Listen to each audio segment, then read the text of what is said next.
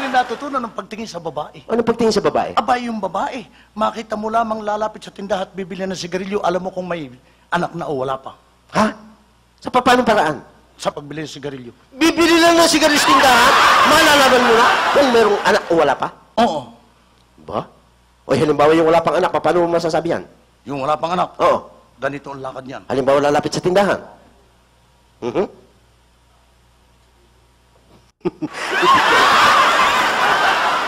Pabiling hope.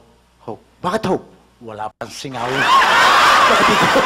Nakatikom, wala pang anak yun. Wala pang anak yun? Oo. O halimbawa dalawa ng anak. Dalawang anak. Oo. Ganito na lakad niyan. Paano?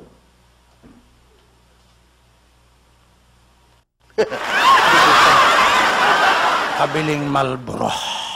Marlboro? Dalawa ng anak nun? Oo. Kaya pala.